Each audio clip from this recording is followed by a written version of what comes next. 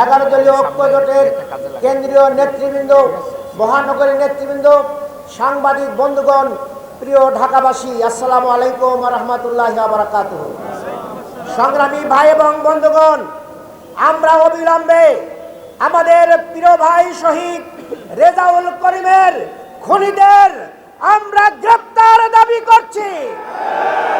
অবিলম্বে ওই DC, SP, উপজেলা টিওনো এবং ওসির আমরা প্রত্যাহার দাবি করছি।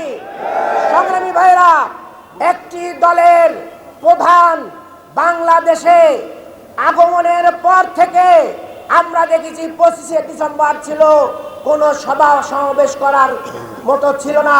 নির্বাচন কমিশন বলেছিল 22শে জানুয়ারির আগে কোনো সভা সমাবেশ করা যাবে না। আমরা দেখেছি একটি দলের পক্ষ থেকে ভায়োলেশন করে সেখানে মহাসমাবেশ করা হয়েছে। আমরা দেখেছি দ্বৈত নাগরিকদেরকে তারা বৈধতা দিয়েছে, ঋণ খেলাপিদেরকে বৈধতা দিয়েছে।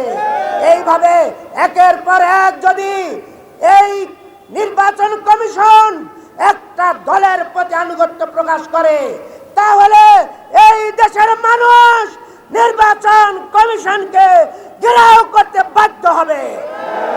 আগামী 24 ঘন্টার মধ্যে ওই খুনিদের যদি গ্রেপ্তার না করা হয়, লেভেল প্লেইং ফিল্ড নিশ্চিত না করা হয়, তাহলে বাংলাদেশের আপামর জনসাধারণ আপনাদের বিরুদ্ধে কর্মসূচি দিতে বাধ্য হবে। সংগ্রামী ভাইয়েরা, ওই বিশেষ দল একের পর এক কার্ড খেলছে। আপনারা দেখেছেন, তারা বলছে কৃষি কার্ড, ফ্যামিলি কার্ড, স্বাস্থ্য কার্ড, এইতে যখন কাজ হয়নি, এখন তারা